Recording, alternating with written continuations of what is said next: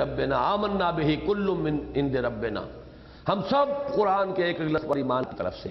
اب دیکھو عمل کا قاعدہ کیا ہے، کودو میدان میں، بے خطر کود پڑا آتش نمرود میں عشق، عقل ہے محو تماشائے لب بام ابھی۔ لیکن وہ آگ ذرا ٹھنڈی پڑی تو یہ اندر سے عقل صاحبہ کو پورا موقع ملا، وہ تو پھر کھڑی ہو گئی چاقو چوبند ہو کر، جس کے نتیجے میں رفتہ رفتہ اس آمیزش میں آمیزش کا رنگ بھی پیدا ہونا شروع ہوا، جس کے نتیجے میں معتدل نظام ہائے اعتقادی وجود میں آئے اور اشعری و ماتریدی عقائد باقاعدہ مرتب و مدون ہوئے، اور عوام کی ایک بہت بڑی اکثریت نے ان کے گوشہ عافیت میں پناہ لی۔ اب یہ ذرا میں سوچ رہا تھا کہ اس کا بھی آپ ایک خاکہ سا ذہن میں رکھیں۔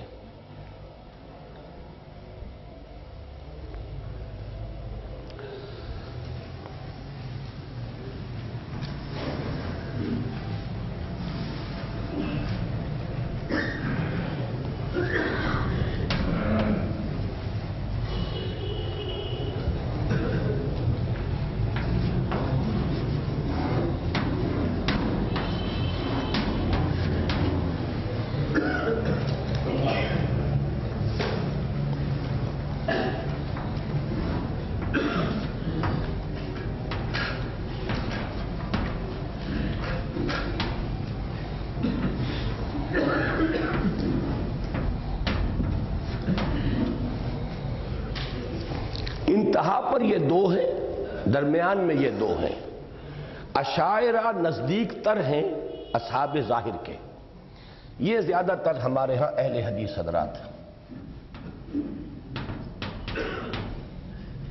یہ ہمارے ہاں حنفی، یہ گویا کہ ان کو ہم کہیں گے اہل سنت۔ اہل سنت میں بھی یہ دو شیڈز ہیں،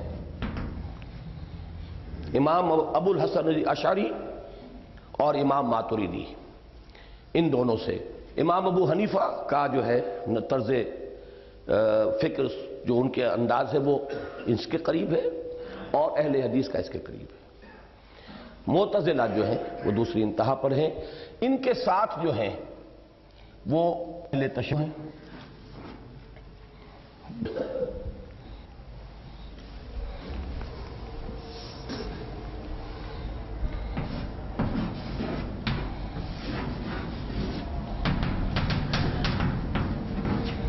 اور ان سے بھی ایکسٹریم تر اور ہیں ہمارے خالص فلسفی،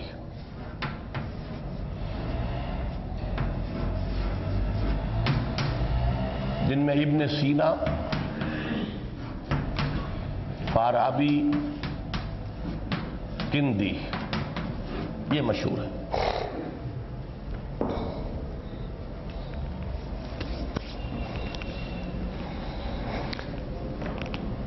مثلاً دیکھیے کہ معتزلہ اور اہل تشیع کا ایک موقف یہ ہے کہ اللہ پر عدل واجب ہے،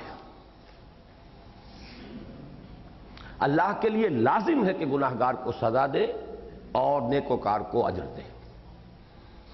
اہل سنت کا موقف یہ ہے کہ نہیں، اللہ پر کوئی چیز واجب نہیں، وہ مختار مطلق ہے، یہ ہم جانتے ہیں کہ وہ عدل کرے گا، یہ بات اور ہے، لیکن یہ کہ اس پر واجب ہے یہ اس کے مقام بدل سے جو بلند ہے اس سے بہت فروتر ہے۔ وہ چاہے تو ابو جہل کو بخش دے، اسے اختیار ہے، اور چاہے تو بڑے سے بڑے نیک آدمی کو سزا دے، اس کا اختیار ہے۔ علی کل شیء قدیر فیغفر لمن یشاء ویعذب من یشاء واللہ علی کل شیء قدیر۔ پھر وہ بخش دے گا جس کو چاہے گا اور عذاب دے گا جس کو چاہے گا۔ اب اسی طرح معتزلہ اور اہل تشیع کا ایک موقف جو ہے مشترک، وہ یہ ہے کہ اللہ کو بدع بھی ہوتا ہے، یہ بدع شیعہ کا اصطلاح ہے، یعنی یہ کہ میں یہ کام کروں گا، اس کا علم اللہ کو اس وقت ہوگا جب وہ کام ہو جائے گا، اس سے پہلے علم نہیں ہے، ورنہ پھر وہ جبر و قدر کا مسئلہ اٹھ کھڑا ہوتا ہے۔ سب سے پہلا مسئلہ جس سے کہ اعتزال شروع ہوا وہ جبر و قدر کا ہے۔ امام حسن بصری، حضرت حسن بصری رحمت اللہ علیہ جو تابعین میں سے ہیں، جن سے ہمارے وہ سلسلے سب میں نے بتایا آپ کو چلتے ہیں، جو تصوف کے ہیں تینوں سلسلے، حضرت علی سے پھر حسن بصری اور پھر آگے چلتی ہے گاڑی۔ ویسے ہماری تفسیر کی کتابوں میں، حدیث میں عن الحسن اکثر و بیشتر جب آتا ہے تو حسن بصری مراد ہوتے ہیں، بہت بڑے عالم تھے، بہت بڑے فقیہ تھے۔ تو وہ ان کے حلقہ درس میں ایک شخص شامل تھا، نام اس کا بھول رہا ہوں اس وقت میں، لیکن اس نے واصل بن عطا، اس نے یہ عقلی اعتراضات کرنے شروع کیے ان پر، اور پھر یہ کہ وہ جو بھی توجیحات تھیں حضرت حسن بصری کی اس کو پھر قبول نہ کرتے ہوئے اس نے علیحدہ اپنا مسلک بنایا اور ہٹ گیا، ان کے درس کو چھوڑ گیا۔ تو کہا حضرت حسن بصری نے قد اعتزلا، وہ ہم سے علیحدہ ہو گیا۔ اعتزال کے معنی علیحدہ ہونا، قد اعتزلا، وہ ہم سے علیحدہ ہو گیا، اب اس کا راستہ اور ہے۔ یہاں سے یہ معتزلہ چلے، اہل عقل، اور اس میں پھر جبر و قدر کے مسئلے اور پھر یہ تمام چیزیں جو ہیں توجیحات، یہ سب ان کی تعویلات انتہائی عقلی وغیرہ وغیرہ، یہ تمام چیزیں جو ہیں وہ ایک انتہا پر معتزلہ، باقی ادھر جو ہے ان کی کوئی دینی حیثیت نہیں ہے ابن سینا یا کندی یا فارابی کی۔ وہ تو جیسے کیمسٹری کے بہت سے لوگ ہمارے ہاں پیدا ہو گئے یا کوئی اور جو آپٹکس کے ماہرین پیدا ہو گئے، ایسے خالص فلسفی ہیں وہ، ان کی یہاں پر کوئی، میں نے صرف ذکر کر دیا ہے۔ باقی یہ کہ مذہبی اعتبار سے معتزلہ کی اہمیت رہی ہے، ان کے ساتھ بریکٹڈ ہے اہل تشیع، علم کلام کے اعتبار سے۔ اس کی بالکل دوسری انتہا جو ہے وہ اصحاب ظاہر ہیں، درمیان میں ابو الحسن علی اشعری جو ہے وہ اصحاب ظاہر سے قریب تر ہے لیکن درمیان میں ہے، یعنی لیفٹ ٹو دی سینٹر اور رائٹ ٹو دی سینٹر والی اصطلاح جو ہے، اور رائٹ ٹو دی سینٹر جس میں کہ عقلیت کا کافی دخل ہے، وہ یہ ماتریدی عقائد ہیں، اور حنفی عقائد بھی وہی ہیں۔ خالص علمی سطح پر یہ نزاع بعد میں بھی جاری رہا، اور امام غزالی اور امام ابن تیمیہ ایسے اصحاب فکر و نظر عقلیت پرستی پر شدید عقلی ضربیں لگا کر نقل کے دفاع کا مؤثر بندوبست کرتے رہے۔ اس سلسلے میں دو باتیں خاص طور پر نوٹ کرنے کی ہیں۔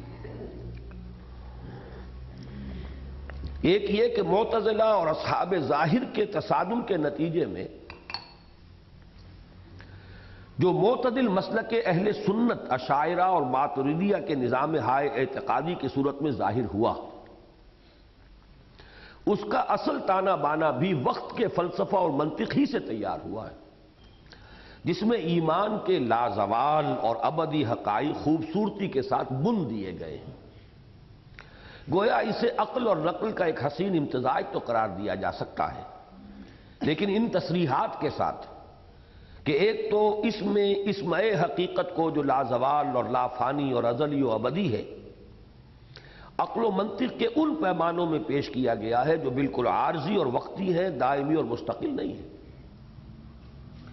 یہ عقل و منطق کے وہ پیمانے تو چینج ہو جائیں گے، جیسے کہ میں نے بتایا تھا نا کہ ایک زمانے میں پچھلی صدی میں میٹر انرجی علیحدہ کیٹیگریز تھیں، اب وہ کیٹیگریز بدل چکی ہیں، وہ تو ایک ہی شے ہے، دو کیٹیگریز کہاں ہیں؟ تو عقل کا اور ظاہری علوم کا اور فزیکل سائنسز کا یہ تو صغرا کبرا بدلتا رہے گا۔ اس وقت کی جو منطق تھی، جو اس وقت کے عام تھی اور چھائی ہوئی تھی، اس کی سطح پر ایمانی حقائق کی جتنی بھی بہتر سے بہتر ممکن تعبیر ہو سکتی تھی وہ کر دی گئی۔ اور دوسرے یہ کہ یہ کہنا بالکل غلط ہوگا کہ ان عقائد کے منطقی اور کلامی طرز بیان میں حقیقت ایمان بتمام و کمال سمو دی گئی ہے، یہ ممکن ہی نہیں ہے، وہ میں پہلے کہہ چکا ہوں۔ حقیقت ایمان در حقیقت اس شے کا اب یہاں پہ تھوڑا سا میں بیان کر ہی دوں۔ ایمان در حقیقت متعلق ہے روح کے ساتھ۔ انسان میں دو عقلیں ہیں، چونکہ اس کے دو وجود ہیں، independent of each other although they interact with each other۔ دو چیزیں اپنی جگہ پر آزاد ہیں، علیحدہ ہیں، لیکن ان کا ایک تعامل ہے، باہم گتھے ہوئے ہیں۔ ایک کی سورس ہے عالم بالا، دوسرے کی سورس ہے عالم اسفل۔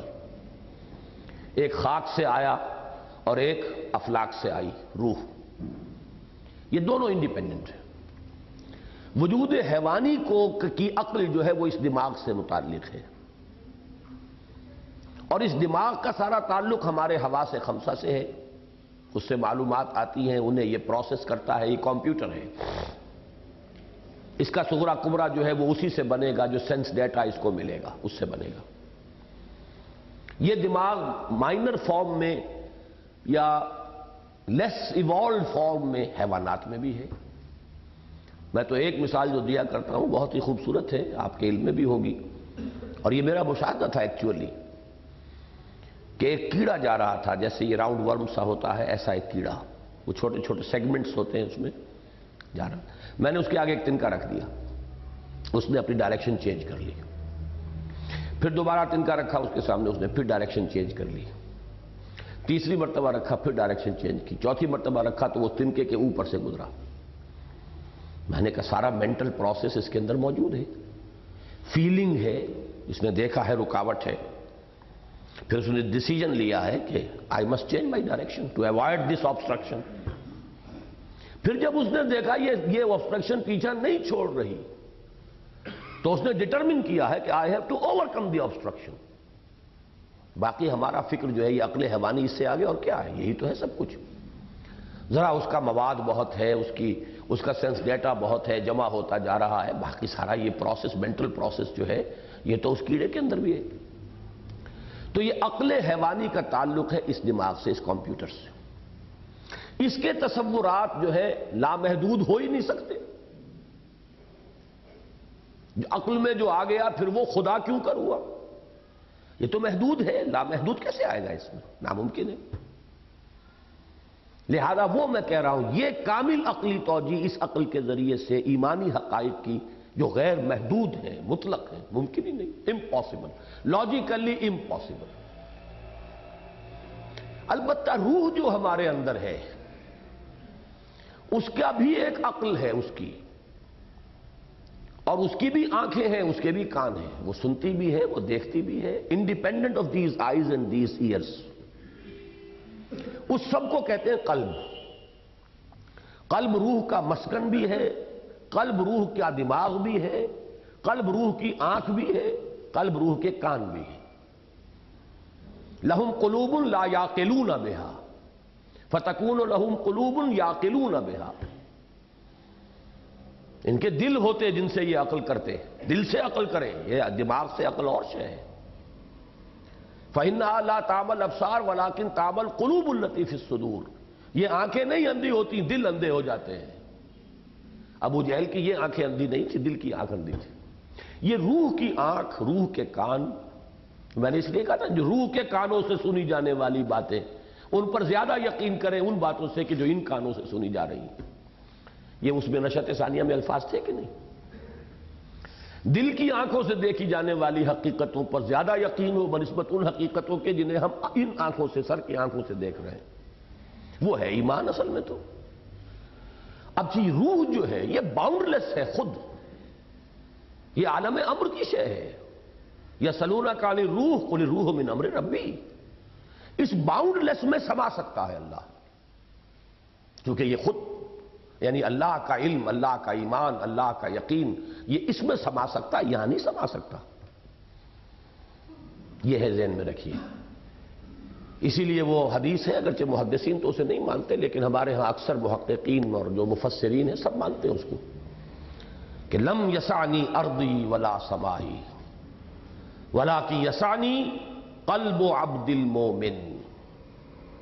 میری سمائی جو ہے، میرا سما جانا، یہ نہ آسمانوں میں ممکن ہے نہ زمین میں، نہ آسمان کے اندر میں سما سکتا ہوں نہ زمین میں، ہاں اپنے بندے مومن کے دل میں سما جاتا ہوں، اس میں وہ وسعت ہے جس میں کہ میں سما سکتا ہوں۔ لم یسعنی ارضی ولا سمائی، نہ میرا آسمان نہ میری زمین، اس کی وسعتیں اتنی نہیں ہے کہ میں سما سکوں۔ ولیکن یسعنی قلب عبد المومن، ایک بندہ مومن کے دل میں میں سما جاتا ہوں۔ تو وہ بات جو ہے وہ دل کی ہے۔ ایمان تو در حقیقت دل کا ایمان ہے۔ یہ قانونی اقرار، نسلی ایمان، یہ ہمارا دنیا میں ایک دوسرے کے ساتھ معاملہ کرنے کی اساس ہے کہ یہ بھی مسلمان وہ بھی مسلمان، اس مسلمان کی شادی ہو سکتی ہے مسلمان لڑکی سے، اس مسلمان کو اولاد اپنے مسلمان والدین سے مل سکتی ہے. It's the basis of our social order, our political order. اسلامی ریاست کی شہریت مسلمان کو مل گئی، پوری حقوق ہیں، اور اسلامی معاشرے کی رکنیت مل گئی مسلمان کو. باقی ایمان اصل میں اس شے کا نام نہیں ہے. ایمان تو وہ دل میں وہ یقین، اور دل کا یقین جو ہے اس کا مطلب ہے روح کے اندر وہ علم اللہ کا وہ سما جائے. بہرحال چلیے، ان عقائد کو بھی زیادہ سے زیادہ ایک خاص دور کی عقلی سطح پر اس وقت کی متداول منطقی اصطلاحات میں حقائق ایمان کی امکانی حد تک ترجمانی قرار دیا جا سکتا ہے. یہ نہیں کہ وہ ایمانی حقائق ان اصطلاحات میں اور ان منطقی پیمانوں کے اندر پورے آ سکیں اور بس. دوسرے یہ کہ اس وقت بھی مذہب کا دفاع اور عقل و نقل کا یہ امتزاج صرف ایسے ہی لوگوں کے ذریعے ممکن ہو سکا جو بیک وقت صاحب عقل بھی تھے اور حامل نقل بھی. بالکل یکرخ لوگ اس کام کے لیے اس وقت بھی بیکار تھے. چنانچہ تحافت الفلاسفہ کے مصنف یعنی امام غزالی خود ایک بہت بڑے فلسفی تھے، اور الرد علی المنطقیین کے مؤلف خود ایک بہت بڑی منطقی تھے، یعنی امام ابن تیمیہ. اور یہ ممکن ہی نہیں کسی ایسے شخص کے لیے جو خود وقت کے فلسفہ و منطق کی گہرائیوں میں اترا ہوا نہ ہو، یہ ممکن ہی نہیں کہ وہ ان کی گمراہی و کج فہمی کی جڑوں پر مؤثر پیشہ چلا سکے. یہ تو بار بار بات آ چکی ہے. اب آئیے دور ثانی. دور ثانی کے معتزلی امام جو ہے معتزلہ کے وہ سر سید ہیں.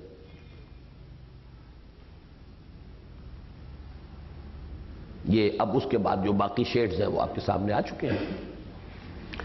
اسلام پر عقلیت کا دوسرا بڑا حملہ آج سے تقریباً 200 سال قبل یورپ کے اس فلسفہ و فکر کے زیر اثر شروع ہوا جس کی تعمیر خالص مادہ پرستی کی اساس پر ہوئی تھی.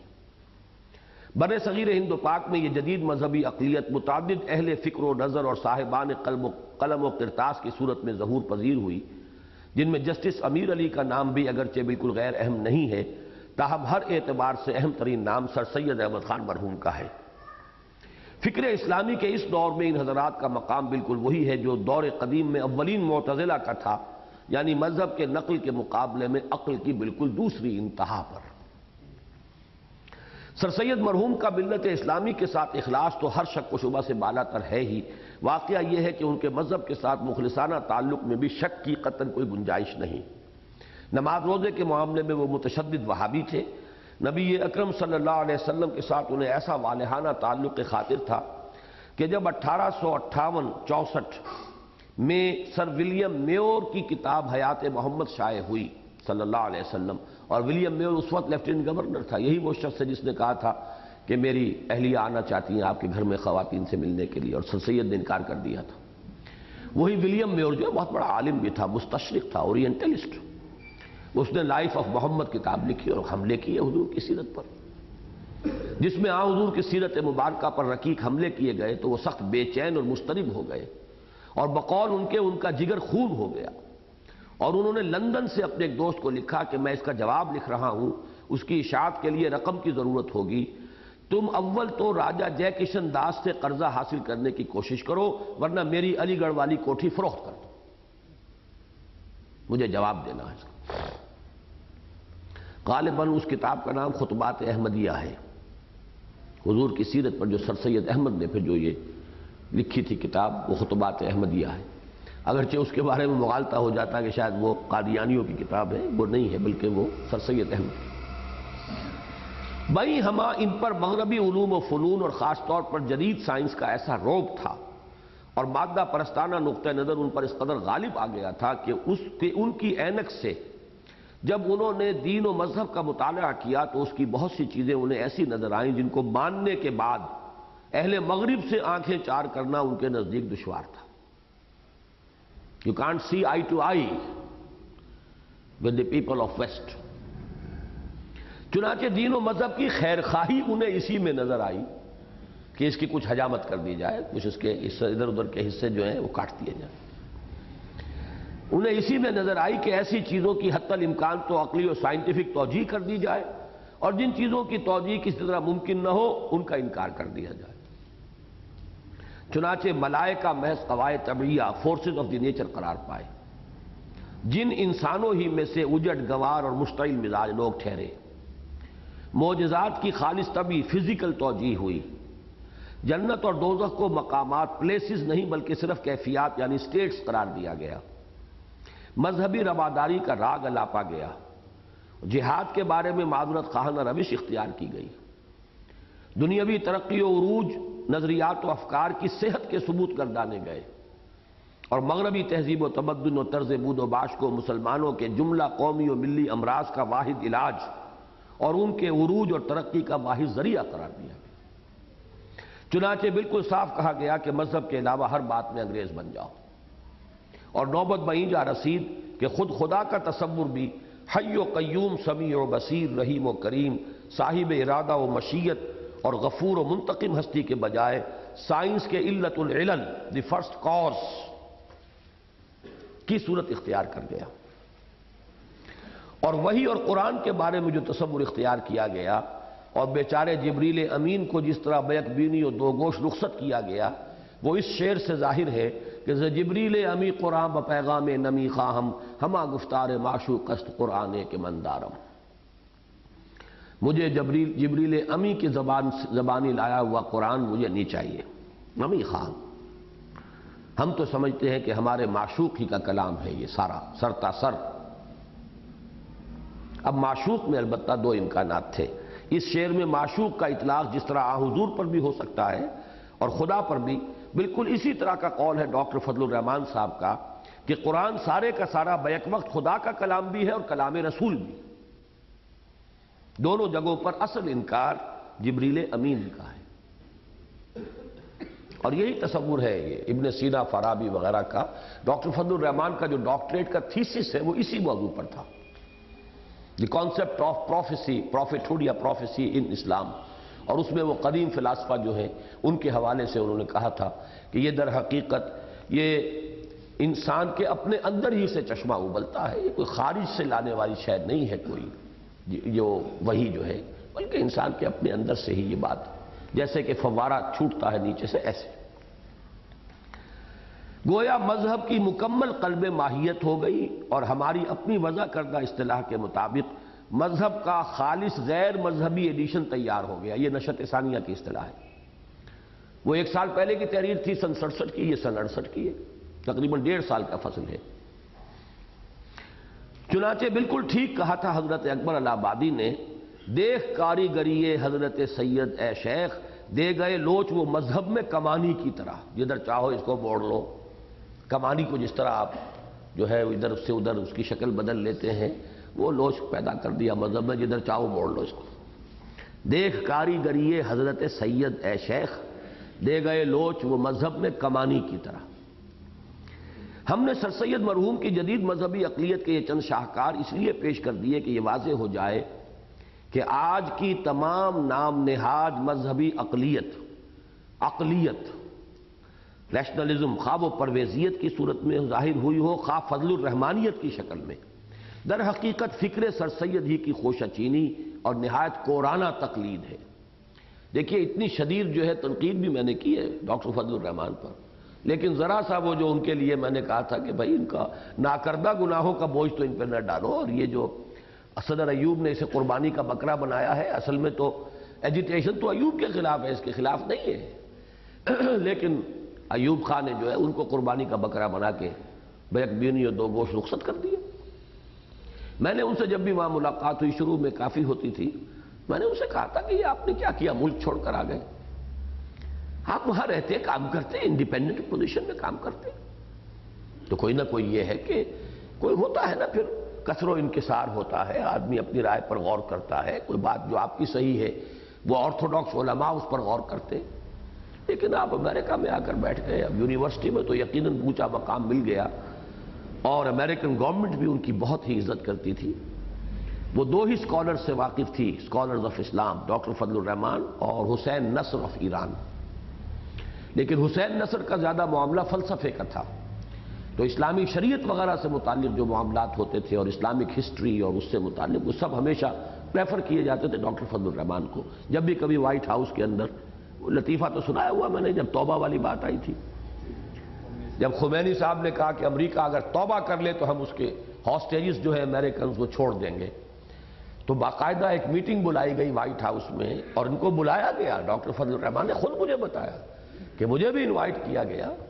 واشنگٹن گئے وہ شکاگو سے ہوائی جہاز میں بیٹھ کے، اور مسئلہ یہ تھا کہ ہمیں بتائیں یہ توبہ کیا ہوتی ہے، جس پر میں یہ تبصرہ کیا کرتا ہوں کہ خمینی صاحب نے امریکہ سے توبہ کرا دی. سوچ رہے ہیں بیٹھ کر.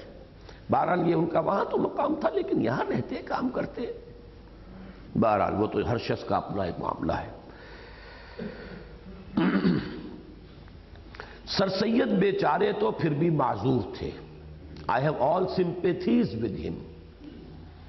اس لیے کہ ان کا واسطہ ایک ابھرتی ہوئی فکر کے ساتھ تھا، جس کی پشت پر ایک عظیم سیاسی و عسکری قوت بھی بڑی شان و شوکت اور آب و تاب کے ساتھ ابھر رہی تھی. رحم تو آتا ہے ان کے ان جدید متبعین پر جو آج ان نظریات کو بڑے فخر کے ساتھ پیش فرما رہے ہیں. درا حالے کہ مغربی تہذیب کبھی کی خود اپنے خنجر سے آپ ہی خودکشی کر چکی، سائنس کی مادہ پرستی کب کی فضا میں تحلیل ہو چکی، اور مغرب کی سیاسی و عسکری بالادستی کی بساط کب کی طے ہو چکی. اب تو وہ معاملہ نہیں رہا. اب تو جا کر ہمارا کوئی میر پوری جوان جو ہے پاؤں رکھتا ہے ٹکا کر اور انگریز پالش کرتا ہے اس پر. اب تو یہ ہے معاملہ. کجا یہ کہ انگریز چمڑی دیکھتے ہی آدمی جو ہے ہندوستانی وہ کانپ جاتا تھا اور ایک عجیب تصور سامنے آتا تھا، یہ انگریز ہے. اب وہ انگریز جو ہے وہاں پہ بھیک مانگتے نظر آتے ہیں. تو صورت بدل گئی بہت. اسی لیے میں کیا کرتا ہوں، علامہ اقبال اس دور میں گئے ہیں وہاں، جبکہ یورپ کا تسلط، دبدبہ، روب، اور وہاں جا کر مغربی تہذیب سے متاثر نہیں ہوا. یہ کمال ہے نا. آج تو جو بھی جائے گا وہ بڑا آسان ہے اس کے لیے کہ وہ اتنا زیادہ متاثر نہیں ہوگا، اس لیے کہ ہم بھی ایک آزاد ملک کے رہنے والے ہیں، اور وہاں پر ان کو ہم دیکھتے ہیں کہ ان کا حال جو ہے بہت پتلا ہو چکا ہے. تو ہمارے اندر جو ایک خود اعتمادی ہے وہ اس وقت تو نہیں تھی. تو اس وقت جا کر کھڑے رہنا، وہ جو شعر ہے ان کا، خیرہ نہ کر سکا مجھے جلوہ دانش فرنگ، سرما ہے میری آنکھ کا خاک مدینہ و حجاز، خاک مدینہ و نجف. تو حضرت علی کا چونکہ وہاں تو حضرت علی اور حضور صلی اللہ علیہ وسلم خاک مدینہ و نجف، تو میری آنکھ میں چونکہ یہ سرما لگا ہوا ہے تو یورپ کی یہ چمک دمک خیرہ نہ کر سکا مجھے جلوہ دانش فرنگ، سرما ہے میری آنکھ کا خاک مدینہ و نجف. تو وہ ہے بات. تو اسی کو آپ کانورسلی کہیے کہ سر سید مرعوب ہو گئے تو ان کے لیے تو بہرحال ہماری ہمدردیاں ہوں گی، سمپیتھیز ہوں گی. لیکن یہ لوگ اس دور میں، آئنسٹائن کا ایرا ہے اب یہ سائنس کا کہ پریمیسز بدل چکے، مقدمات تبدیل ہو چکے، صغرا کبرا تبدیل ہو چکا. میٹر ہوتا تھا کبھی انڈسٹرکٹیبل، اب وہ ڈسٹرکٹیبل ہے، وہ تو جھٹپٹ ختم ہو کر انرجی بن جاتا ہے. میٹر کہاں رہا ہے. بسوخت عقل ز حیرت کے اینچ بولا جبیست. بہرحال اصل اہمیت سر سید کی نہیں، فکر سید کی ہے. شخص سر سید تو بہت جلد اپنے رب سے جا ملا، لیکن فکر سر سید دراصل تاریخ اسلامی کا ایک دور ہے جو تاحال جاری ہے. سر سید مرحوم نے جو پودا علی گڑھ کی صورت میں لگایا تھا وہ ان کے بعد ایک تناور درخت بنا اور خوب برگ و بار لایا.